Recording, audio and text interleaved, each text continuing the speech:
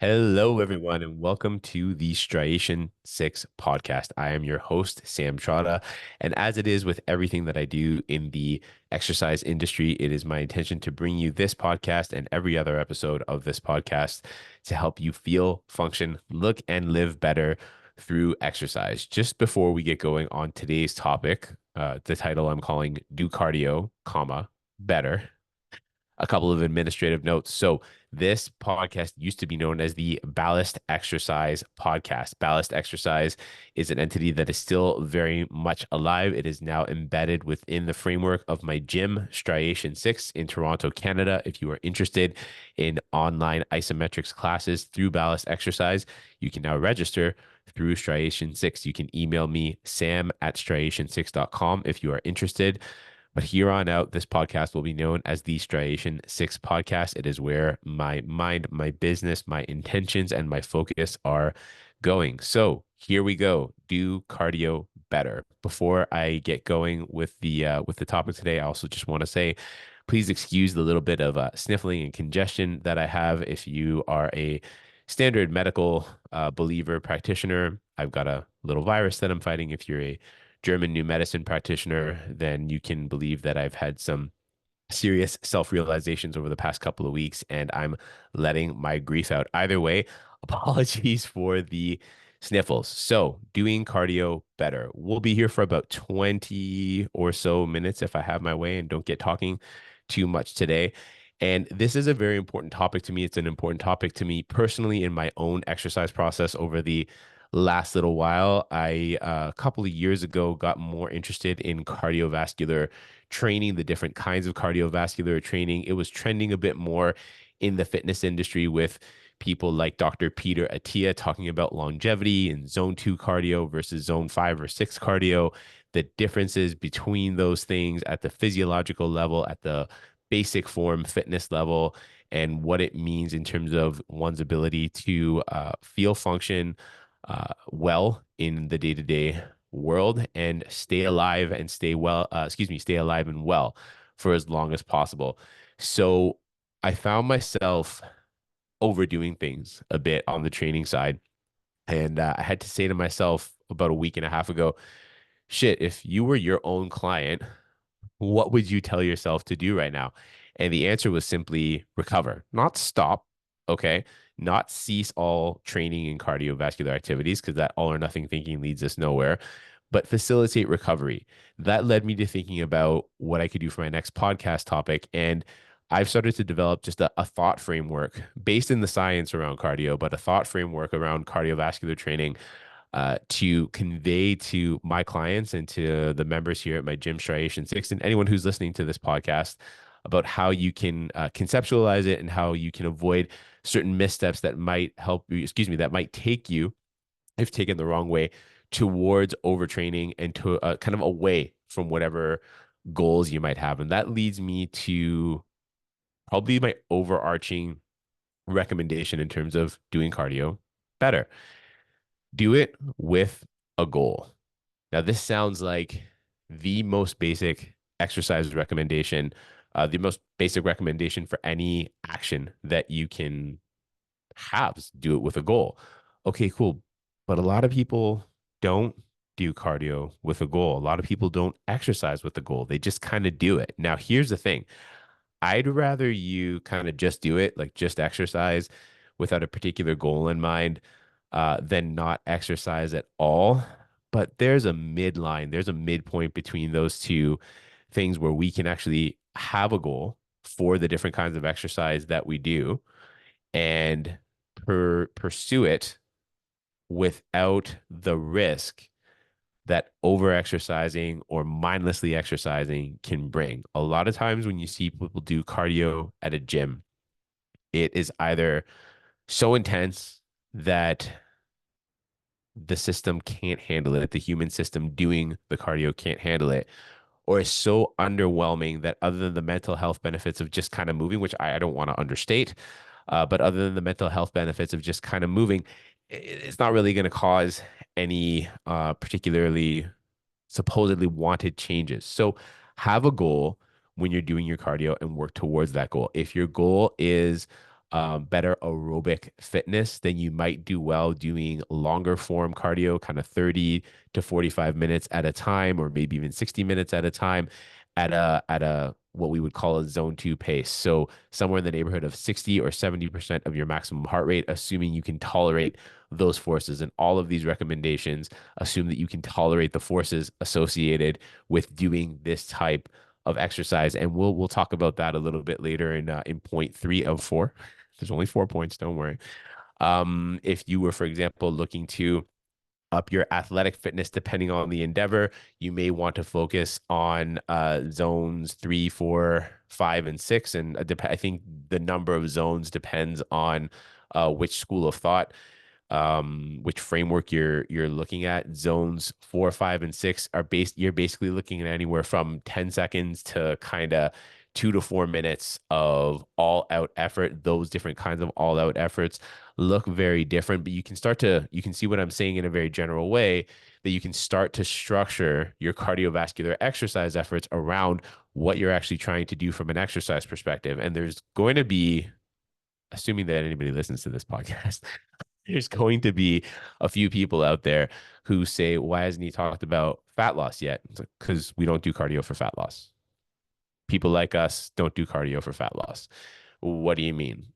Just that. People like us don't do cardio for fat loss. We do cardiovascular exercise in order to create adaptations at the physiological level to bring our cardiorespiratory fitness forward.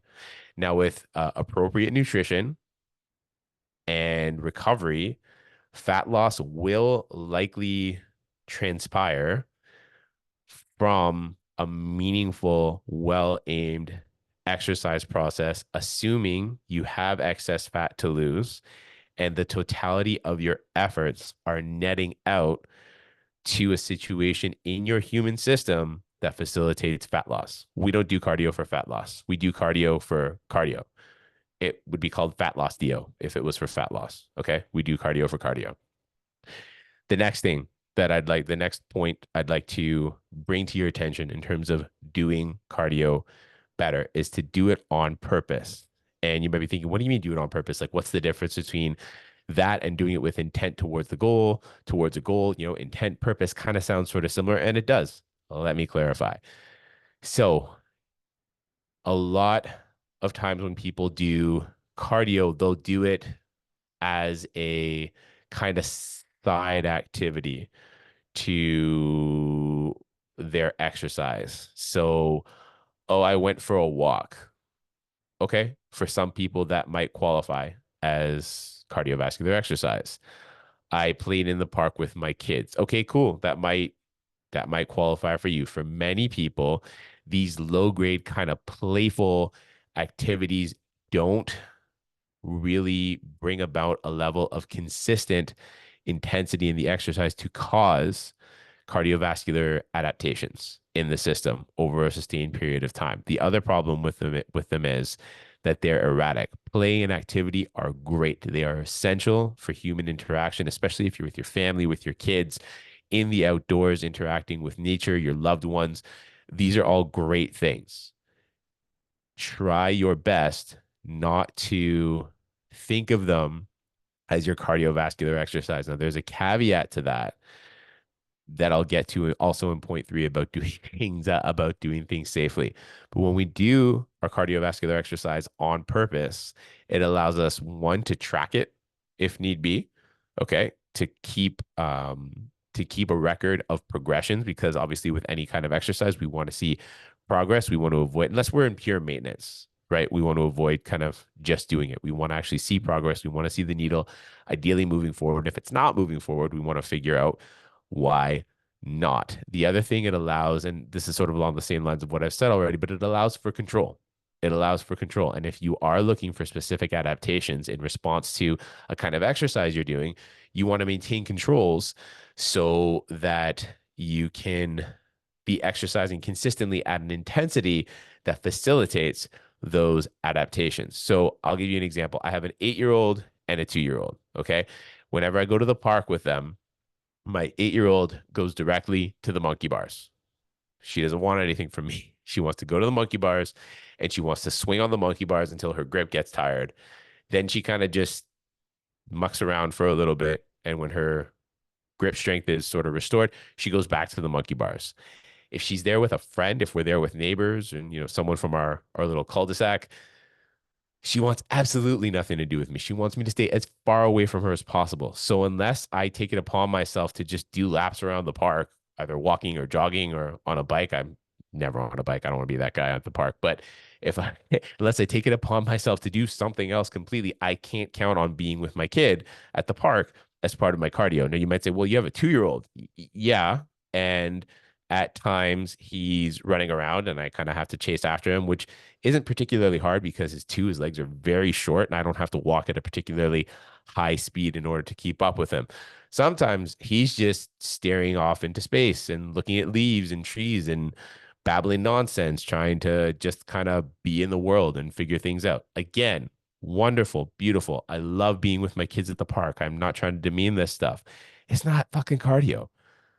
All right. It's not your cardio. Just because you were outside standing on your feet doesn't mean you were doing any kind of meaningful exercise. You were active. That's great. It has some caloric expenditure attached to it. Awesome. Your heart rate might even get up a little bit. Cool. But it's too erratic, uncontrolled, and frankly, insufficient of an exercise form for most people to count as exercise of any sort. Okay. Now, on to point three, doing it safely. So we've covered doing it with intent towards a goal and doing it on purpose as a separate activity to the other kinds of play and activity that you do. When we talk about doing cardio safely, I'll give you the best example I know of how not to facilitate safe cardio. Okay. So I am a Brazilian Jiu-Jitsu practitioner. And for those of you who are just sort of rolling their eyes saying, uh-oh, here's another BJJ bro talking about Brazilian Jiu-Jitsu, he hear me out. Hear me out, okay? We will have people come into our gym. My Jiu-Jitsu gym is, thank God, housed inside of my gym Striation 6. We will have people come into the gym here and I'll sort of say to them, hey, nice to meet you. What made you start, or excuse me, what made you want to start doing BJJ or judo or kickboxing or whatever it is they're doing here? They're like, oh, I just thought it'd be an interesting form of cardio. And I just look at them deadpan and I go, uh-huh, tell me more. And they just don't know what they're in for. And forget martial arts. When you're learning any physical skill, the goal should be to go as easy as possible. You're acquiring a skill.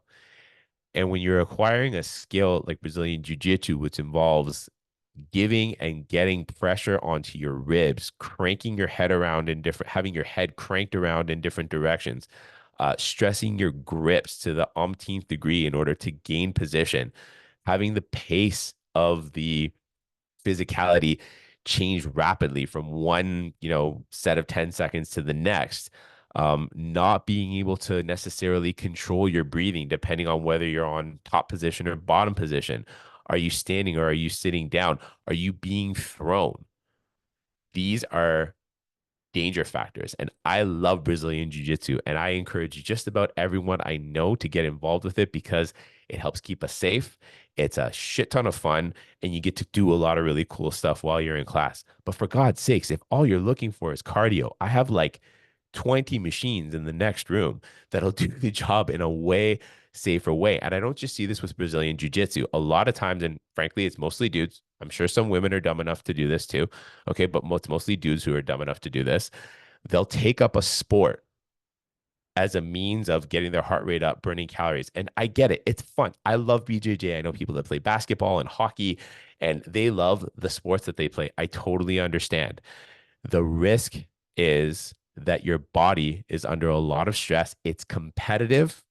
Okay. And the nature of sport is even if you're playing in a leisurely recreational way, you sacrifice yourself, capital S, okay, and your safety a lot of times in order to progress, in order to get the win. If I'm in a tough Brazilian jiu-jitsu match with one of my buddies here and I feel my situation getting worse in terms of pain, I have a choice. I can tap and end the thing, okay, which short circuits the cardio. All right.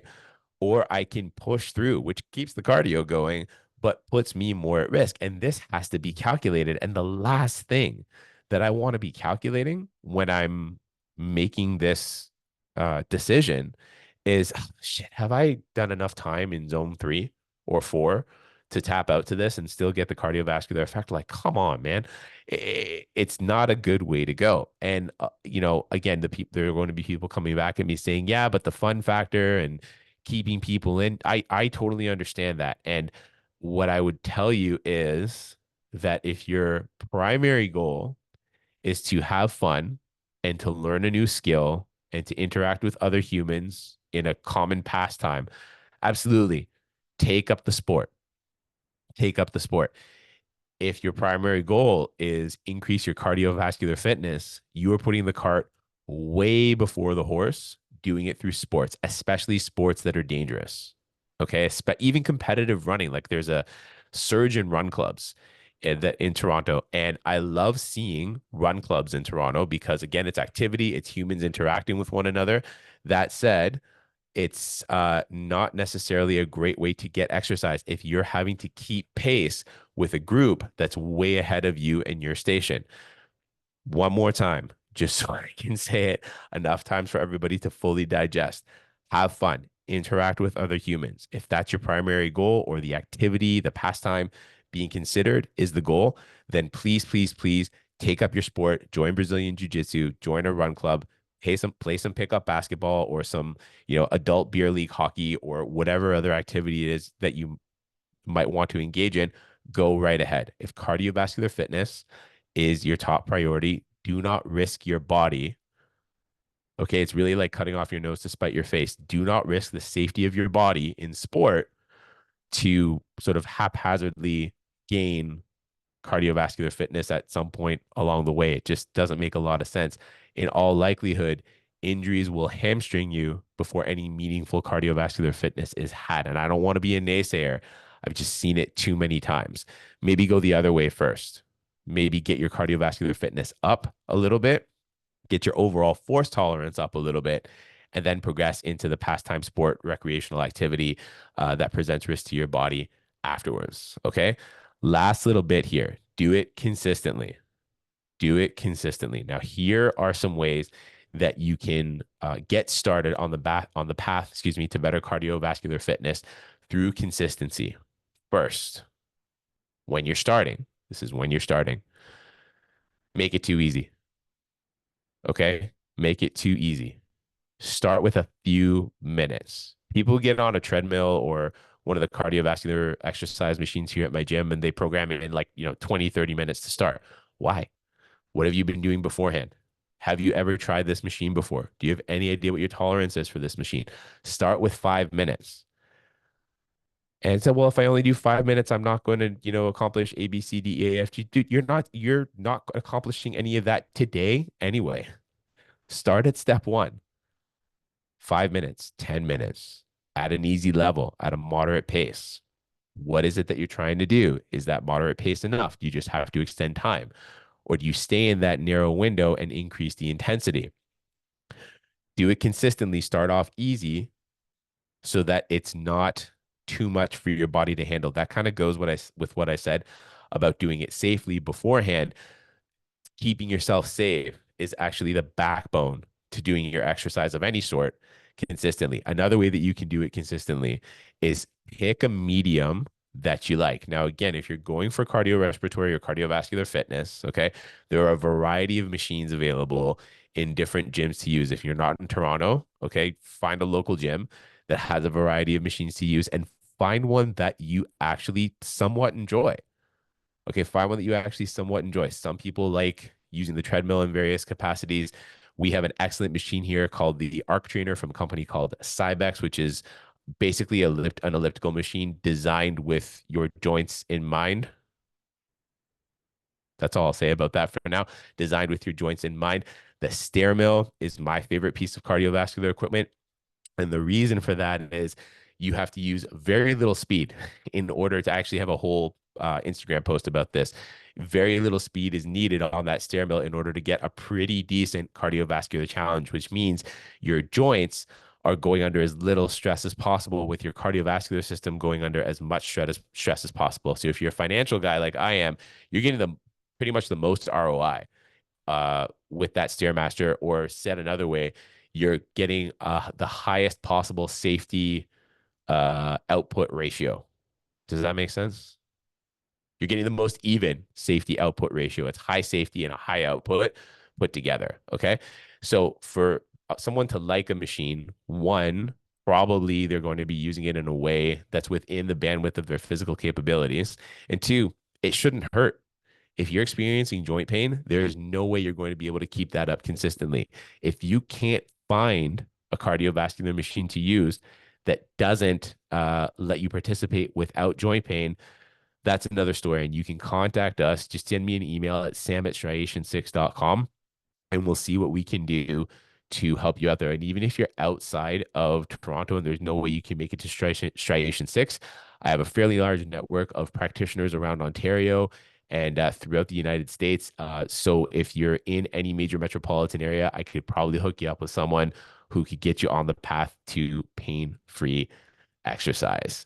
I think that's good for today. I'll probably touch back on this topic in the near future because there's some other things I'd like to say about it. But that's good for today. So do cardio better by doing it with intent towards a goal, doing it on purpose rather than kind of as an aside. Okay. Do it safely and do it consistently. Hope you enjoyed this. Please feel free to leave us a review, like and subscribe to the podcast, share it, all that good stuff. Thank you, thank you, thank you. Much appreciated.